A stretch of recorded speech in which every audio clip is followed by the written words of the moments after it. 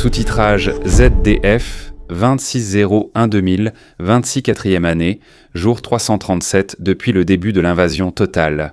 Bienvenue à tous. Dans le rapport quotidien d'aujourd'hui, nous voyons encore des vidéos grotesques. Nous lisons aussi les déclarations de Zepp Fighter Bomber sur les raisons pour lesquelles de nombreuses bombes russes touchent des villes russes, notamment la région de Belgorod. Nous analysons aussi la situation des villes ukrainiennes touchées par la guerre, ainsi que d'autres aspects. Certains d'entre vous connaissent sûrement Ruben Mavik, un médecin allemand actuellement en Ukraine. L'association à but non lucratif Save Ukraine voudrait l'aider avec une nouvelle ambulance. Ils m'ont demandé de promouvoir brièvement cette action sur ma chaîne, ce qui ne me pose pas de problème. Si vous souhaitez soutenir cette initiative, vous pouvez le faire via le premier lien PayPal dans la description de la vidéo ou via l'International Bank Account Number indiqué. Vous trouverez les deux tout en haut de la description de la vidéo. J'aurais juste une demande. Mentionnez ambulance de secours et War and Tactic comme motif du virement, c'est-à-dire ambulance de secours et War and Tactic. C'est pour savoir à quoi l'argent est attribué et à quel don il appartient, ainsi que de quelle formidable communauté il vient. Merci beaucoup. La situation à Kiev reste difficile. Près de 800 000 personnes étaient récemment sans électricité chez elles. Ceux qui ont encore de l'électricité ne l'ont souvent que quelques heures par jour, et sans elle, chauffage et eau tombent aussi en panne. Le quartier très peuplé de Niansky est particulièrement touché. Excusez ma probable mauvaise prononciation, il n'y a actuellement aucun chauffage là-bas. Beaucoup d'habitants n'ont eu que moins de 30 minutes d'électricité en 2 jours. De grandes tentes ont été installées pour qu'ils puissent se réchauffer et manger chaud. Pour beaucoup de personnes âgées, il est presque impossible de quitter leur appartement, surtout quand les ascenseurs sont en panne à cause des coupures de courant. Les services sociaux tentent de vous offrir un repas chaud quotidiennement. L'hiver ukrainien est long et dur, tandis que la Russie prépare déjà de nouvelles attaques contre les infrastructures énergétiques, pas seulement dans la région de Moscou, que nous aborderons plus tard. En voyant la ville russe de Belgorod à la frontière, nous pensons toujours aux tirs amis des avions russes. Le blogueur russe Zepp Fighter Bomber, réputé canal officieux et bien connecté de l'armée de l'air russe, et qui possède souvent des connaissances spécialisées détaillées et vraiment extrêmement précises, s'est exprimé sur la situation à Belgorod car de tels incidents se répétaient. Ces déclarations me frappent toujours, venant du cercle interne de l'aviation militaire russe et rarement édulcorées. Il traite toujours les problèmes directement sans les cacher, c'est pourquoi je l'apprécie aussi comme l'une de mes sources pro-russes. Fighter Bomber écrit ouvertement que l'armée russe continue de perdre régulièrement des bombes planantes au-dessus des quartiers de la ville de Belgorod qui lui appartiennent, ainsi que dans la région environnante. La population devrait, entre guillemets, faire preuve de compréhension à ce sujet et, au fond, espérer que tout se passe pour le mieux. Pour lui, ce n'est cependant pas une situation exceptionnelle ou scandaleuse, cela vient probablement de l'habitude. Il explique que ces incidents ne prendront fin que lorsque la ligne de front sera à plus de 200 km de Belgorod ou lorsque la guerre sera terminée.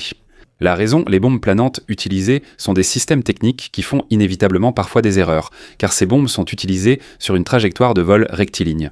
Elles n'ont pas de propulsion et manœuvrent difficilement, ce qui les fait parfois passer directement au-dessus de la ville pour atteindre les cibles ukrainiennes. Si un problème survient, la bombe tombe là. Il mentionne un plan de vol mal préparé comme cause possible. La pression du temps, un entretien insuffisant, des défauts de fabrication ou la défaillance des ailes rétractables sont des facteurs critiques. Il reconnaît que la production de masse des kits UMPK nuit à leur qualité. Les kits UMPK transforment une vieille bombe soviétique à chute libre en bombe planante. Selon lui, la plupart des bombes n'explosent pas car les systèmes de sécurité s'activent en cas de problème. Elles n'explosent donc pas au sol, mais l'impact a tout de même lieu. Il s'agit exclusivement de défaillances matérielles et systémiques, et non de l'intention des pilotes de frapper leur propre cible. Ce qu'on pourrait faire contre cela, il le résume aussi très sobrement, à savoir rien d'autre qu'espérer que tout se passe bien. J'ai trouvé ça assez drôle. N'importe qui d'autre aurait dit qu'on pourrait adapter les itinéraires de vol, de façon à ne pas larguer de bombes au-dessus de sa propre population. On pourrait veiller à ce que les bombes ne survolent pas ses propres villes. On pourrait aussi améliorer la qualité des kits de bombes planantes. Mieux les entretenir ou similaires. Mais cela ne semble plus du tout possible si l'on considère comme seule option logique d'espérer que rien ne tourne mal. Le seul gain de terrain aujourd'hui est près d'Orikiv-Vassilievka, où les Russes ont pris les champs au nord. Ailleurs, le front reste assez calme.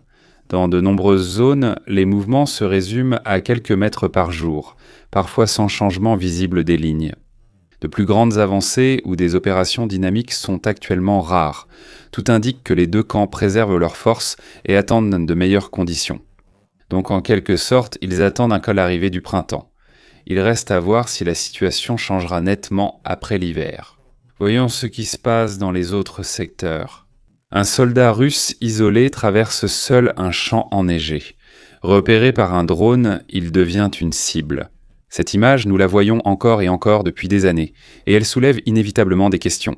Dans ce conflit, se déplacer en groupe est très risqué car ils sont vite repérés et ciblés.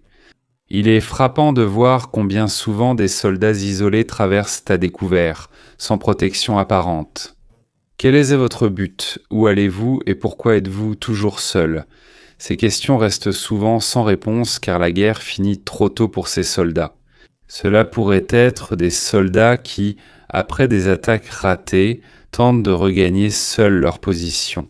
Sur un champ de bataille fragmenté, avec un commandement détruit et une mauvaise communication, c'est réaliste comme on le constate ici. Cependant, cela n'explique pas toutes ces vidéos. Durant mes recherches, j'en vois au moins 50 de ce genre chaque jour. La fréquence de telles scènes indique plutôt un problème structurel, donc un manque de coordination, une absence de commandement, une désorientation très probable ou tout simplement le chaos. C'est ce qui s'est passé. Une autre idée qui me vient à l'esprit serait la désertion, mais cela ne correspond souvent pas. Quelqu'un qui voudrait déserter essaierait plutôt de se faire remarquer, ou au moins de ne pas opposer de résistance active contre un drone. Certains soldats tentent encore de tirer sur les drones ou de fuir. Finalement, l'image qui ressort est celle d'une armée où des soldats isolés restent seuls sur le champ de bataille et y meurent. Mais il est aussi possible que cela ne nous semble ainsi que parce que, lors des guerres passées, il n'y avait pas toujours des drones équipés de caméras pour tout documenter. Il en va de même pour ce soldat-ci. Au moins, il s'est camouflé et essaie de ne pas se faire remarquer. Mais ici aussi, les mêmes questions se posent. Pourquoi est-il seul? Qu'essayait-il d'accomplir? Où voulait-il aller? Et pourquoi fait-il cela? En plein jour, il a un petit air de pingouin. Il ne fait pas froid qu'à Kiev, ici aussi un sort similaire attend. Naftogaz affirme que la Russie bombarde la centrale thermique de Kherson depuis des heures avec artillerie et drones. Les attaques ciblent l'approvisionnement énergétique pour préserver électricité et chaleur en conditions difficiles. Pour limiter l'impact sur la population, ils livreront cette semaine 950 chauffages à gaz et des bouteilles de gaz à Kherson. Ils visent à aider ceux privés de chauffage. La situation reste tendue, surtout pour les civils touchés par des coupures de chauffage et d'électricité en plein hiver. Si l'on regarde la carte, il fera aujourd'hui environ moins 9 degrés, ce qui pourrait à nouveau rendre la nuit froide sans les précautions nécessaires. Je remercie tous les abonnés, les membres de la chaîne et l'équipe Algo. Un remerciement particulier au lieutenant-colonel Renek, Robert Ziller, Dietrich Freddy et Meyerhofer. N'hésitez pas à vous abonner, à liker et à laisser des commentaires, et à la prochaine mise à jour de la situation.